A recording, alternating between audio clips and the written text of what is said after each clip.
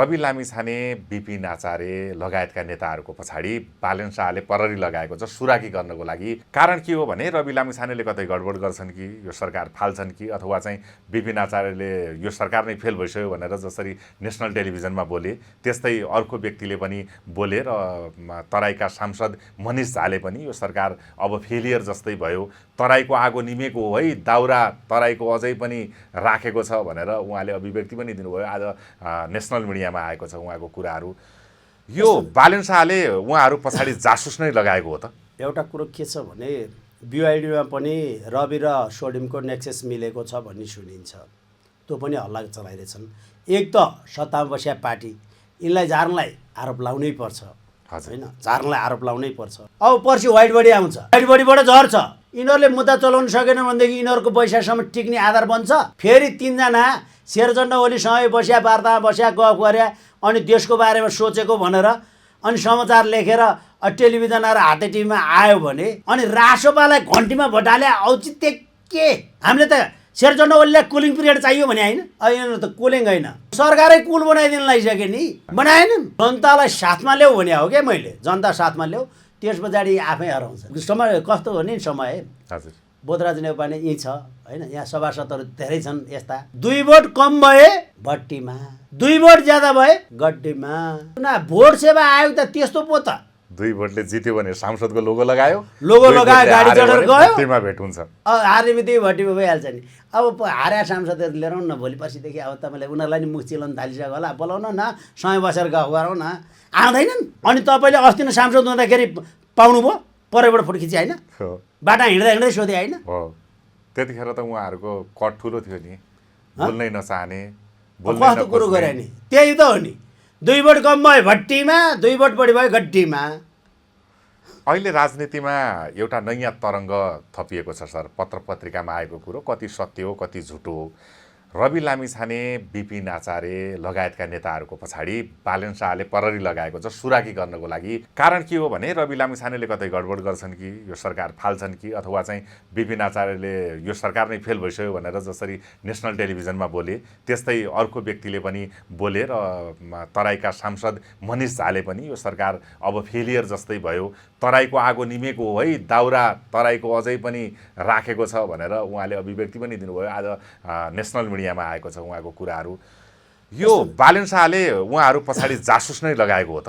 एउटा कुरो के छ भने बिवाइडीमा पनि रवि र सोडियमको नेक्सस मिलेको छ भन्ने सुनिन्छ, त्यो पनि हल्ला चलाइरहेछन्। एक त सत्तामा बसेका पार्टी यिनलाई झार्नलाई आरोप लाउनै पर्छ होइन, झार्नलाई आरोप लाउनै पर्छ होइन। सत्य तथ्य कति हुने हो थाहा छैन, त्यसमाथि हाम्रो अल्गोरिदम छ।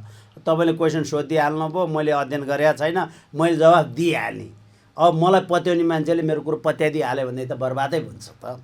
त्यसकारण बिवाइडीमा पनि उनको नाम जोडिएको छ, यो बजारमा हल्ला चलाएको छ, यसलाई उनीहरूले चिरेका छैनन्। हजुर, त्यसकारण मैले पहिल्यैदेखि भनेको के भनेदेखि भ्रष्टाचार नियन्त्रणका उपायहरू खोज्यौँ न।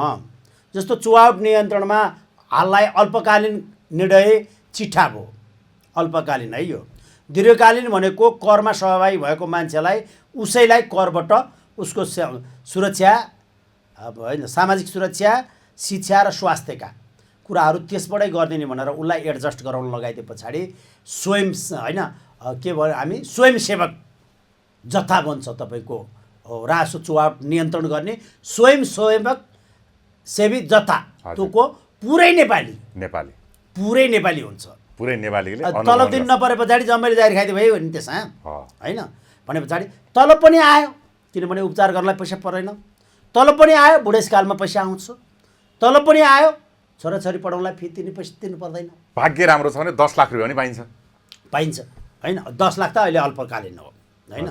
अब त्यो दैनिक दिने भइसके पछाडि मैले त 6% त्यहाँ छुटाउँ भनेकै छु त भ्याटको होइन। त्यसो गरिसके पछाडि के हुन्छ भनेदेखि सरकारले यसलाई त गलाउनका निम्ति पनि कुरा गर्छन्। अनि मन्त्री खाने रहर भएर गएको मान्छेले मन्त्री हुन नपाएपछि वा आफूले एउटा काम गरिदिन्छु भनेर उता समाइसके यतापट्टि गर्दैन जा भन्दाखेरि उसले बालेले नमानेर पनि त रिस उठ्या पनि त हुनसक्छ नि। हस् भन्दिया भए 2 करोड झर्थ्यो, नाइ भनिदियो बर्बाद भयो। रवि लामिछानेले अस्ति भने जस्तो कति बेर लाग्छ, कति बेर पैसा खानलाई हामीले 40 सेकेन्ड 40 सेकेन्ड हस् भन्दै पुगेको नि, आइहाल्छ नि दाम त।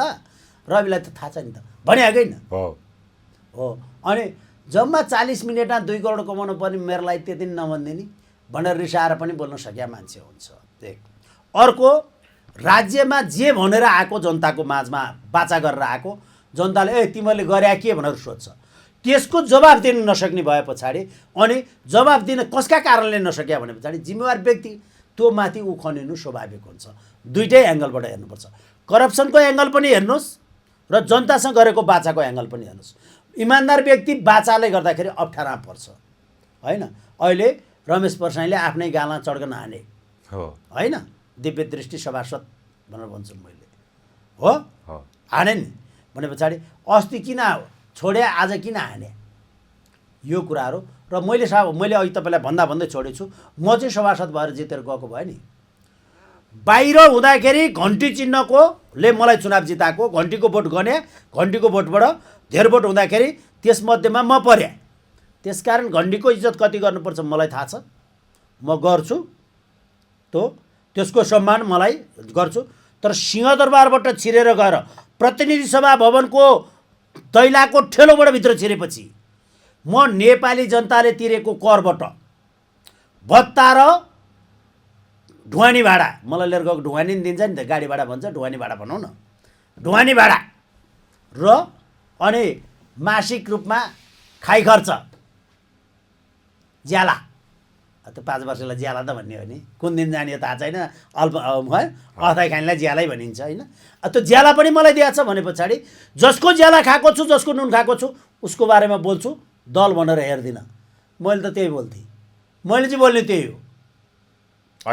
बाहिर निस्के पछाडि फेरि मलाई मेरो पार्टी चाहिन्छ, जसले मलाई यहाँभित्र छिरायो। तर भित्र छिरिसके पछाडि म त्यसको निम्ति छिर्या हो, जसले मलाई धेर भोट आउनका निम्ति यसले गर्छ भन्ने पत्यायो। यो शब्द प्रयोग हुन्थ्यो मेरो, म त त्यही गर्ने हो, त्यही गर्नुपर्छ भन्ने तपाईँ। मैले भोट माग्दाखेरि पछिल्लो पटक चुनाव लड्दाखेरि म गएर यो 500 र 1000को नोट हटाउनुपर्छ भन्छु र अन्तिम उताले तिरेको कर सोझो राजस्व खातामा व्यवस्था हुनुपर्छ भन्छु।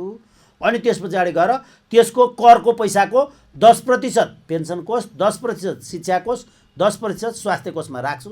अनि हरजना जरिमाना पर्दैन, राजस्व उपयोगिता चाहिँदैन, हरजना जरिमाना लिन पाइँदैन भन्ने नारा लगाएको थिएँ मैले।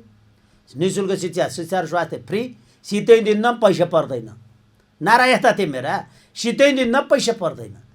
अब यो ठुला कुरा गर, एउटा मैले भोट लिएर जाने भने गाउँले छोराले बौलाएछ भने बौलालाई भोट हाल्न मिल्दैन थियो, हालेनन्, सय पनि पुगेन।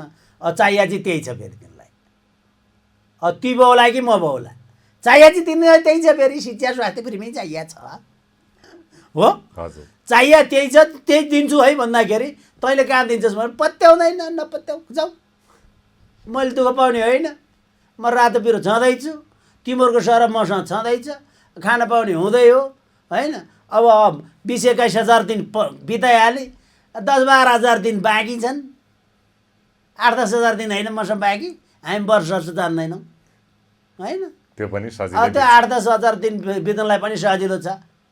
अब अन्त्यमा र निकै चर्चित विषय पनि हो, अहिले सामाजिक सञ्जालमा पनि चर्चा भएको र नेपाली राजनीतिमा पनि निकै चर्चा भएको विषय, दुर्गा पर्साईले नयाँ पार्टी जय नेपाल पार्टीको घोषणा गरेका छन् र 26 गते निर्वाचन आयोगमा 10,000 मान्छे लिएर जाने भन्ने घोषणा गरेका छन्।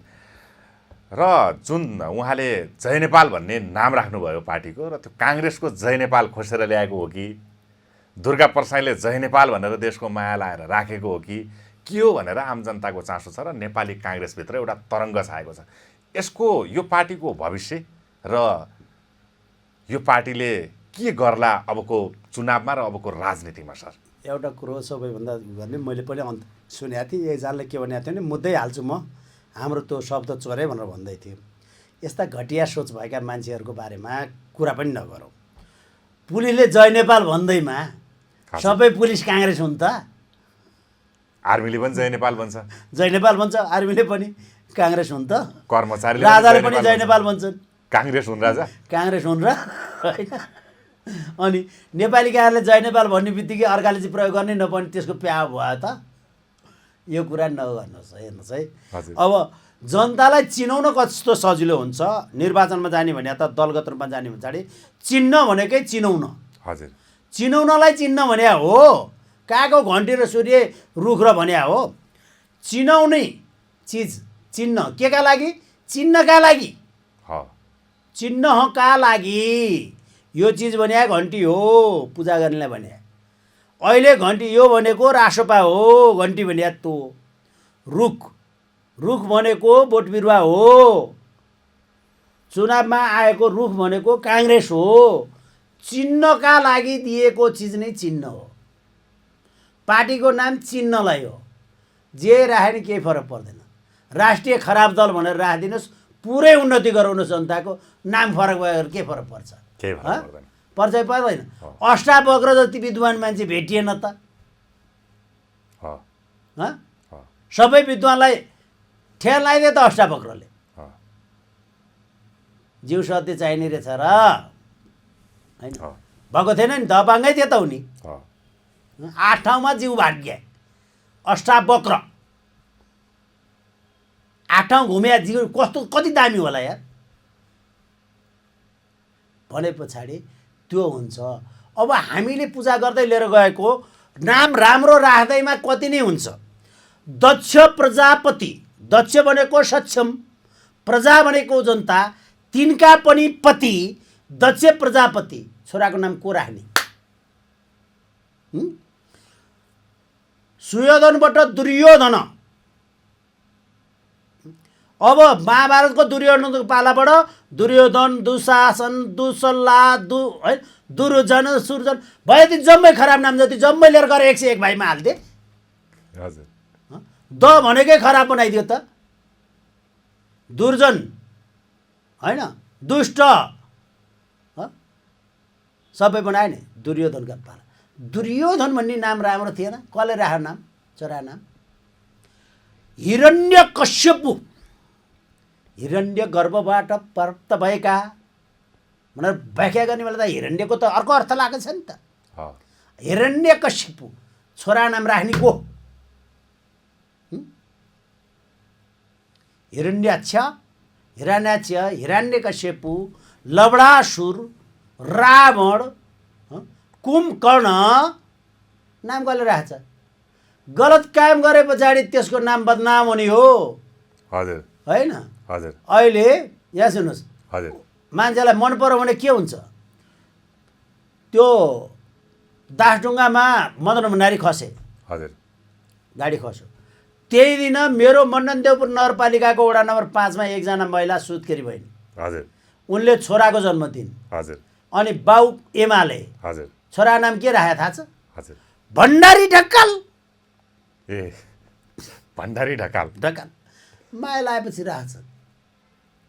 हजुर राख्छन्, हेर्नुहोस् है। हजुर अब तपाईँलाई कसले के गरौँ के गर, नाम एकदम राम्रो भयो, काम एकदम राम्रो भयो भने त्यस्तो नाम सबैले लिन्छ। हजुर नाम बोल उच्चारण गर्न गाह्रो भए पनि, नाम नराम्रो भए पनि हजुर होइन। हजुर। ध्वासेलाई भन्ने हो नि त संस्कृतमा कृष्ण हजुर होइन। हजुर अनि त्यसलाई के भनेको छ? हामीले काले भने श्याम भने होइन। श्याम श्वेत टेलिभिजन पाइन्थ्यो होइन पहिला?